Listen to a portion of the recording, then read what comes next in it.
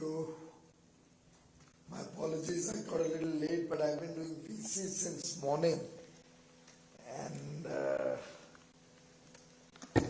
this new business of VCs, while of course it gives you a sense that they become far more efficient, but actually it drains you out. By the time you finish your VCs, it's like a clock, mechanical clock, you're just going one to the other. But it's much better to meet all of you in person and interact with you. And I'm finding more and more people across the world now are realizing that there's a limit to how much you can really connect between two parties. But before I come to today's proceeding, one of the VCs I had, and which went off very long, was the next FTA with Australia. And today we made significant progress. There were a lot of loose ends which both ministers, Minister Dan Tehan and I, decided that let's try and limit it to just a few sensitive areas. And broadly we've come to a very high level of agreement in today's VC. We'll be having our next VC, and you know we did the UAE in a similar fashion. On Thursday, our teams are interacting tomorrow and day after. So let's see how the progress goes, but we'll soon give you some more good news, I hope. But delighted to be amongst all of you. I know it was very short notice. I was here yesterday. And it just struck me that since I am here for another day today and I was leaving tonight, why not interact with all the friends, give them a sense of what the UAE FTA entails for us and why I think it's important that all of us take benefit of it. In an FTA or a CIPA or any such agreement that we do is for all of you. And unless it really comes down onto the ground and you benefit from it. Otherwise, it makes no sense to be investing so much time and effort and also, in a way, we are putting in a lot of industries where we believe, or services, where we believe that the opportunities are there, but we are not capturing enough of the market that we should be doing. Which is why it's important that we look at these agreements, these engagements very seriously in industry. And if you still need more, if you still need any further issues to be sorted out, clarified, we are absolutely, both UAE and India are willing to do that. But आप लोग मांगने वाले बनिए, आप मांगेंगे ही नहीं तो फिर हम भी क्या करें? I'm sure you're all aware that this entire CIPA is probably the world's fastest comprehensive economic partnership. 88 days from start to finish. It was finalized. Start to finish. And not the way the earlier FTAs were done, that the ministers or the governments decide on their own. Here there is 100% buy-in from every sector where we have foregone anything, and there's complete enthusiasm for those which have benefited, and all the ministries are 100% on board. There was not a single issue in the whole CIPA where either there is an industry objection or a stakeholder observation or opposition or an interministerial issue. So 100% interministerial plus stakeholder concurrence before signing the agreement is the hallmark of the UAE India CIPA. Again, probably a first, because after every engagement in the past, we used to hear murmurs of discontent and unhappiness. And we are trying to change that system of working so that we work closely with all of you. I'll just try to give you a little flavor of why we were keen and why I think you will all stand to benefit from this agreement. First of all, the UAE government is extremely keen to diversify some of their current imports from certain geographies. So their largest trading partner is not India. We are second largest partner. They want us to be the largest. And therefore they were very keen to and very willing and very forthcoming to open up their market in more and more areas. So that's one good thing that we must keep in mind. Second, the GCC earlier was always vacillating. Karna hai, nahi karna hai, karna hai, nahi karna hai.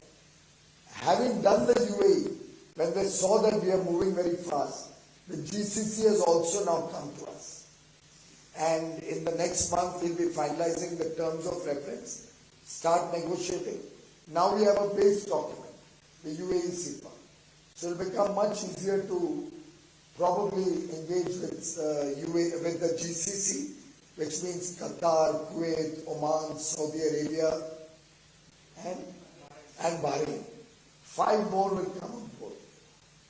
So in a way, this sets the base for the larger Middle East market. Even otherwise, when you export to the UAE, you do get an access indirectly to all these countries also. Third, the entire African continent. 55 countries, huge population.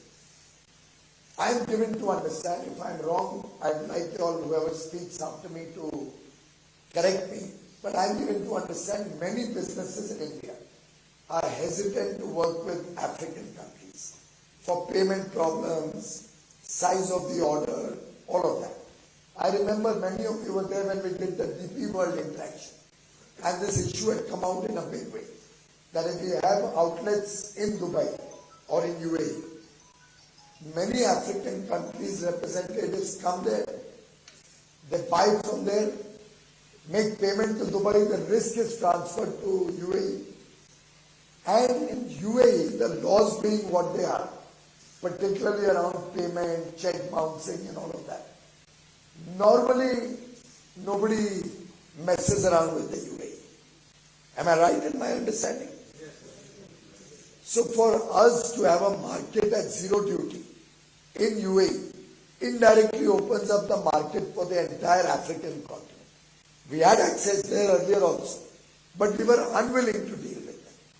But if we send to UAE, from there they will have a natural potential to go into various African countries. So it opens the whole African continent for all of you also. And then there are several European countries which are very close to Dubai. Dubai is also now looking at some 30-35 free trade agreements with other countries. So to my mind, this was the first FTA UAE has done after many years. I think they have only 2 other FTAs, old FTAs. But they have done this after many years. So we have a leg up. अगर आप इसका इस्तेमाल नहीं करें, इसका फायदा नहीं उठाएं, we will have only ourselves to blame. फिर किसी और को दोषी नहीं ठहरा सकते. इसके कारण मैंने मेरे ऑफिस को कहा, चाहे शॉर्ट नोटिस है, ये सब मेरे मित्र हैं, मुंबई कर हैं, मेरे रिक्वेस्ट पे या मेरे को मिलने जरूर आएंगे. और जितनी बड़ी संख्या में आप आए हैं, I must thank all of you from the bottom of my heart. मुझे लगता है मेरे अधिकारियों ने रूम भी बहुत छोटा लिया, ये सोच के कि यार 12 घंटे के नोटिस पे कौन आएगा, पर आपने रूम को छोटा कर दिया और इतना भर दिया. इसके लिए वास्तव में मेरा भी उत्साह और मेरा भी हौसला आपने बढ़ाने का काम किया. Thank you very much.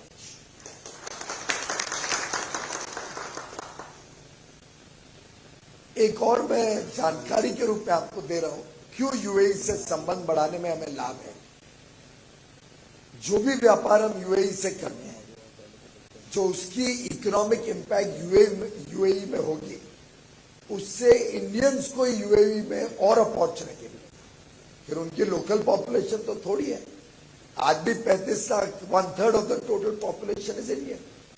तो if there economic activity increases, वो भी इनडायरेक्टली इंडियंस को बेनिफिट करता है. लोगों को यहां से और नौकरी के अवसर मिलेंगे यूएई. यूएई में नौकरी करते हैं तो कुछ रेमिटेंस भेजते हैं भारत में। एकदम परफेक्ट मैच होता है यूएई हमारे साथ। फिर एजुकेशन में हम बढ़ा रहे हैं उनके साथ बातचीत, so that we have joint education programmes. And then हमारे बच्चों को वहां पे कई बार अच्छे अच्छे बच्चों को यहाँ की मेरिट कट ऑफ बहुत टाइट होने के कारण they don't get admission in top universities and all. So we are trying to see if UAE also can become an educational hub for Indian students. Or I can assure you कोई Indian student वहाँ study के लिए जाएगा, 99% वो लोग उसको absorb भी कर लेंगे, जॉब भी गारंटी हो जाएगी, अच्छी जॉब गारंटी हो। Even with Australia मैं उस पर बहुत काम कर रहा हूँ कि what will our students get when they study in Australia. Then we are looking at joint partnership on education so that we can bring down the cost of education, get a dual degree, and hopefully some other benefits. I can't share all the details. And even to my friends of the media, all the conversation of Australia that I'm doing, please don't make news articles के बीच में अटक नहीं जाए हमारी गाड़ी, अच्छी चल रही है एकदम। एंड थर्ड, जो 35 लाख इंडियन ओरिजिन के लोग यूएई में रहते हैं, उनका जिस तरीके से कोविड में इन्होंने ध्यान रखा, इट इज अनबिलीवेबल। एक कॉल नहीं आई कभी, आपके पास भी मित्र होंगे, किसी ने कभी कंप्लेन नहीं किया कि यूएई छोड़ के हमको भारत आना है। इनफैक्ट ऑन द कॉन्ट्ररी, मुझे मालूम है कई इंडियंस भी यूएई जाके कोविड के दौरान में रहने लग गए थे टेम्पररी वीजा में। So they took care of every Indian like a family member would take care. कोई दवा चाहिए, कोई बीमारी हो, कुछ hospitalization, they really went out of the way to take care of all the people. So that's another thing जो एक तरीके से एक natural bonding और affinity partnership हम दोनों देशों के बीच में दर्शाते। Sorry, I didn't want to trouble you on that.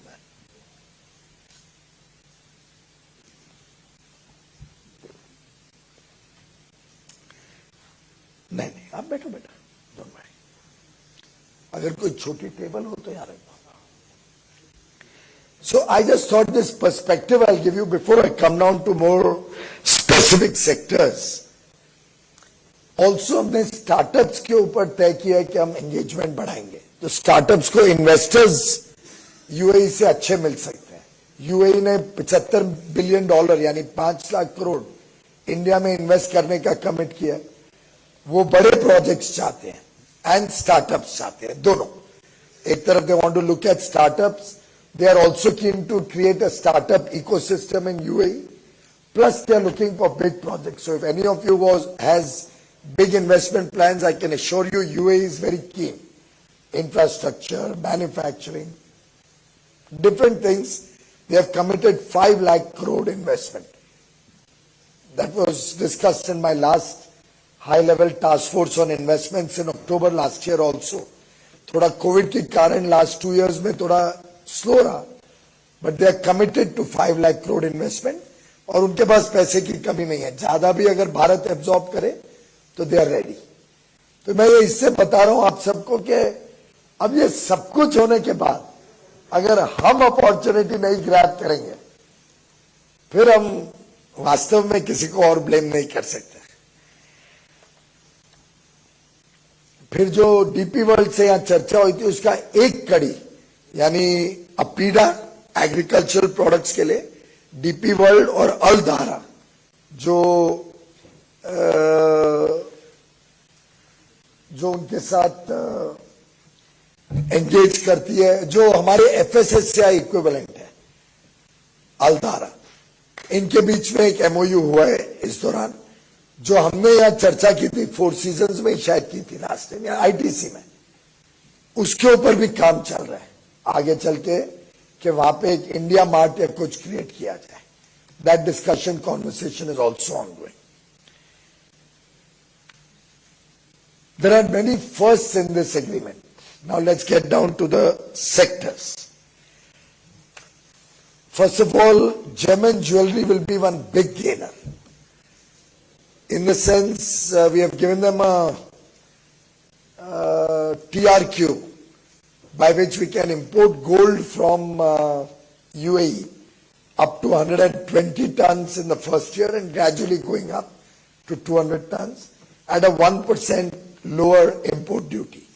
The idea is कि थोड़ा gold का cost इंडिया में reasonable करें और उससे हमारी क्योंकि कई बार छोटा छोटा गोल्ड पीस का आप लोग शायद import export करते हुए you may not be able to get the requisite duty free import of gold. तो थोड़ा इस तरीके से एक beginning की है, let us see how it works out. But at the same time हमें उन्होंने ज्वेलरी गोल्ड के लिए gold and gems and jewellery के लिए जीरो ड्यूटी एग्री किया है. Gem and jewellery sector has assured me that they are now looking at a $10 billion target in UAE alone. And UAE, we are all aware, the gold souk and all, there's a lot of business going on over there on gem and jewelry. Like I remember my first trip some 27 years ago also. At that time also there used to be a gold souk which was just glitter and glitter all four sides. They have a big jewelry business that Malabar people had come for our signing and the banquet after that. They told me when I had gone to Dubai that they are the world's second largest in the gem and jewelry sector. And they grew maximum in the UAE. So that's one sector which clearly stands to benefit very significantly from the current agreement. Textile is another sector. All the goods that go in to the UAE on the textile side will be at zero duty.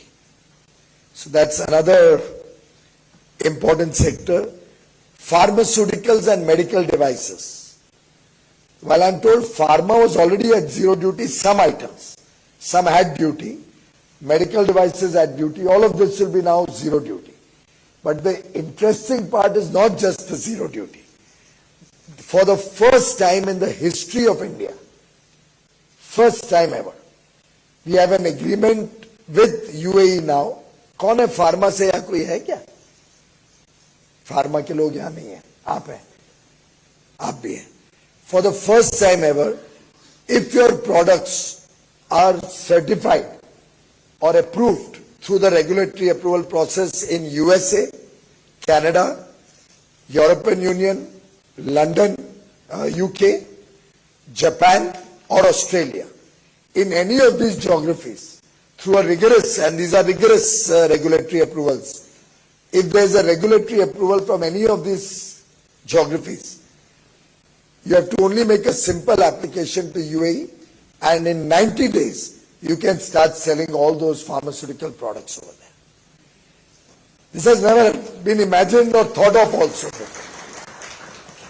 And again, once you send it to the UAE, the corresponding entry to other GCC countries, to African continent, that will become easier. Since many people, I'm told, come there and buy goods and go back to their countries. So I think one of the biggest gainers could be gem and jewelry, textiles and pharmaceutical products. Plastics is another area where now there will be zero duty. Simultaneously, we've given them a TRQ for the raw material to make plastic products here, which means hopefully plastic raw material gets cheaper in India and therefore our competitiveness on plastics improves. In the long run, I personally believe that plastics is one area where alone, not only UAE, overall in the world market, we should be aspiring for a major increase. Textile and plastics both. Plastics can easily give 1 crore jobs to people in India. It's generally a MSME kind of sector, but if you get good equipment, CNCs or whatever equipment, molding, good molding machines and all, plastic is an area where we should look at a big jump in India's export, which should be competitive. My mind and logic tells me we should be competitive, given the nature of its labor-intensive manufacturing process. Textiles is another area, zero duty to this region. From here, Africa, other parts of Europe, GCC, and of course, my dialogue with Australia, hopefully I'll end next month. Next month we have the next round with UK, We are trying to push UK also for a quick resolution. Canada minister is coming on 10th or 11th of March, and we are agreed to do an interim in principle, but let's see, after our discussion that day we'll decide. Interim karna hai, comprehensive karna. So I'm just telling you, the mood is very, very positive. Things are moving in the right direction. With Korea, we are going to start renegotiating to further improve that FTA, because the original FTA has not given India any significant benefit of market access. So I've had a serious conversation with my counterpart with Korea, and we are looking at revising that CEPA, even expanding it to make it more useful. Engineering products and automobiles, two other areas. Now, at least I don't know which cars can go to the UAE, but the high-end cars that we are making a lot of high-end cars in India. I'm sure will become more competitive in the UAE. Similarly, leather and footwear, both will have also got zero duty. Now to the sector which may not, and then we have for furniture, wood products, sports goods, all of that have become zero duty. Of course, the sector which is most crucial and important for India may not be for many of you in the room, but maybe if you are in the food processing business, you can benefit. If you are not, you can look at diversifying. But zero duty on almost everything related to agriculture. And believe me, ladies and gentlemen, a lot of exports go to Africa, which could go from UAE to Africa, to other GCC countries also. So there is a huge potential for agri-goods, because the food security of that region, in a way, has come under threat in the COVID period. And during that whole period, India stood by them. Not one day there was a shortage in UAE of any product. We would even fly down, and at the Commerce Ministry, Agriculture Ministry would monitor movement of goods to the ports or airports. We flew down huge consignments of agri products, but made sure, just like we made sure in India, that nobody's family had to go hungry. एक दिन भी किसी का चूल्हा ना चलाओ पूरे देश में, गरीब से गरीब आदमी के घर को अनाज पहुंचाए. यहाँ अलग तरीके से, यहाँ तो प्रधानमंत्री गरीब कल्याण अन्न योजना के तहत एडिशनल अनाज दिया, फूड सिक्योरिटी के तहत तो दे ही रहे थे. But to UAE we sold our agricultural products and made sure that not a single day there was a shortage in the entire UAE. And they appreciate that very much. So all these products put together, we are looking at almost 90% of our exports, mostly these items, getting zero duty on day one. And we have set a timeline of about 1st May or so, 60 odd days from now, by when we can, it will come into force.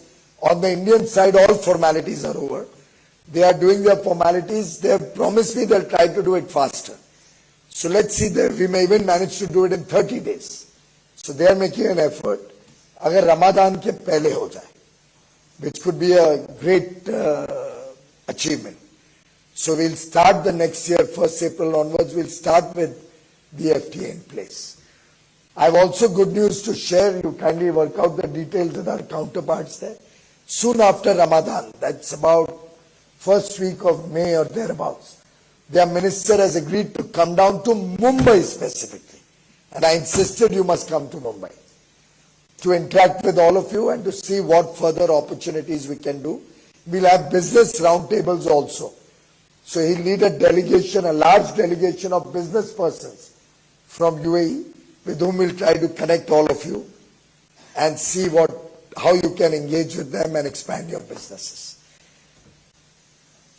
Some items where the 9% of our trade value, balance 9 out of 100, 90 will be zero right away. 9% will be within 5 to 10 years. That's largely electronic goods, chemicals and petrochemicals, articles of stone, cement, ceramics, and some machinery items. I don't see too many people in this room who are dealing with these products. Prima facie दिख नहीं रहे मुझे, जितना मैं आप सबको पहचानता हूँ. So this is the story. Now our department had interacted with all of you before we agreed. And I was told that all of you were quite excited about these concessions. There are different numbers that I've got. For example, textile said will go up to 2 billion. Man-made fibers said will go up to about 650 million. Engineering products had said will go up to about no, you're already at 4.2 billion. Sorry, 5 billion this year. So engineering has said you'll go up to 9.2 billion. Sorry, this year itself will be 5. So you said you'll be about 9.2 billion. Gems and jewelry, I told you they've committed at $10 billion at the minimum exports. Pharmaceutical feels that they can go up to about $1 billion, but I think they are being very conservative. They're not realizing the power of the agreement where you can start sending goods approved in other countries. I think they're only looking at UAE. They're not assessing its impact on the other markets where you'll get natural access. Plastics has said that they can look at an additional increase of 1.3 billion. Currently this year they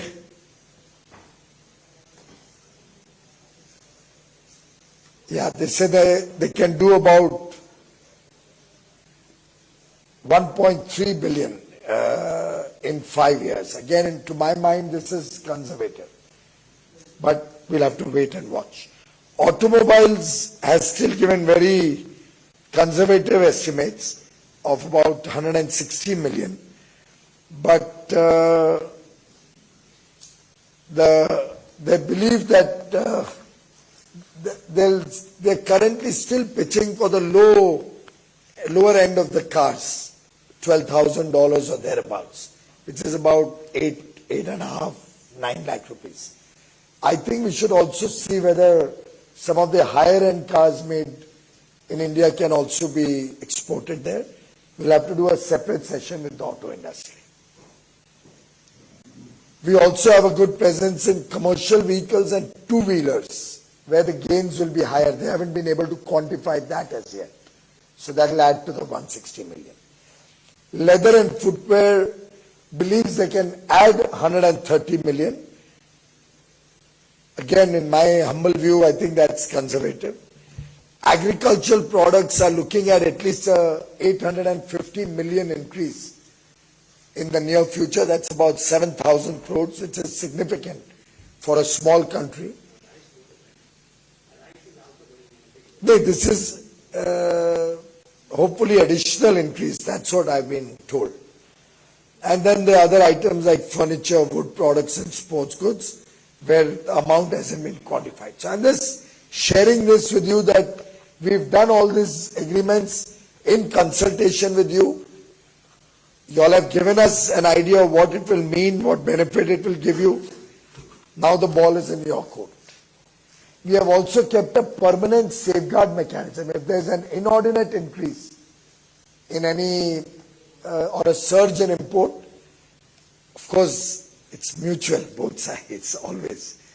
But, UAE, by and large, is quite a benign country. They are looking for imports. They don't make much locally. So they want us to start replacing some of the imports that they are doing from other countries. So I would urge all of you to start making your travel plans. Dubai Expo is also going on till 31st. Our pavilion is adjudged one of the best pavilions. Already 1 million plus visitors. Probably only 2 or 3 pavilions have this level of visitors. Already 1 million plus. But if you go, do visit that also. But I think you must start making contacts before your competition does. Right? And we've kept stringent rules of origin so that genuine imports only come in from whatever is coming from there. Third country products don't come to India from UAE. And the good part is government will give the certificate of origin. So that safeguard has also been brought in. The फर्जी country of origin certificate पे माल भारत में नहीं आएगा तो you can rest assured that your domestic production will not get affected by routing imports from Dubai and getting some cheap products or low-cost products. Government will give a certificate of origin. So we've done our best to reduce trade barriers, particularly to get access in labor-oriented industries so that large-scale employment can be created. All of you, the industry had estimated to us that this will create at least 10 lakh new jobs, just the UAE FTA. Once we conclude GCC, maybe a few months from now, that will be another leg up. Australia also, we are getting I think a very good deal, and they are also not much of they are not much of an industrial base. They are more raw material, minerals and all that. So that will only help us to become more competitive in our manufacturing. And sensitive sectors we've kept out on both sides. So whatever is sensitive where they are low cost, I'm not giving more details, but most people who understand Australia know what are the sensitive sectors. Those are completely out. So none of our farmers need to worry. None of what is produced in India needs to worry about what we will do with Australia. Farmers have been particularly fully protected in both these FTAs, UAE as well as in whatever we are discussing with Australia. So we've kept a modest target of $100 billion two-way trade. I'm totally unsatisfied with that. But since the officials had already finalized it, I didn't interfere. I've not set my own target, but whatever I'm estimating, my own sense is we can do much more than that. Two-way trade we are talking. We can get more petroleum products or crude oil and all from there. But the potential for us to export has truly increased. And the entire agreement has been done in a very fair and balanced manner, in the principle of reciprocity. And why we like to work with UAE is because there's a rule of law there. You get justice if there's any problem. Your payment is secure. Nobody will mess around with not paying you your dues. And their laws and all systems are quite transparent. They don't have some hidden googlies which will, affect our products or our... So I believe that it's a win-win agreement. Good opportunity for all of you. A very comprehensive agreement. It'll give you all opportunities to expand your business, give new thrust to the Make in India program, and towards that end we all need to work together. The Commerce and Industry Ministry is absolutely up and available and at your service. Any help you require from us, anytime, 24/7, we are ready and there, except if you were to ask us for more subsidies.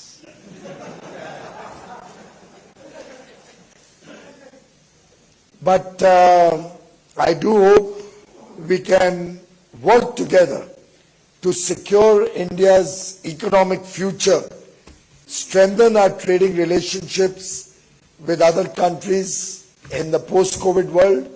As the Prime Minister said at the virtual summit, the post-COVID world is going to be quite different from the past. Just like we saw post the Great Depression, a new world order emerging. Post the World War II, then another new world order emerged. And if you want to go back, post the Industrial Revolution, there was a huge flux in the world order. The post-COVID world is going to see a similar changing dimensions of world trade, changing geopolitical situation. And this new emerging trend, if we capture quickly, sky is the limit. If we fail to capture it, somebody else will. The choice, ladies and gentlemen, is ours. So let's hope we work together and not miss the bus. Thank you.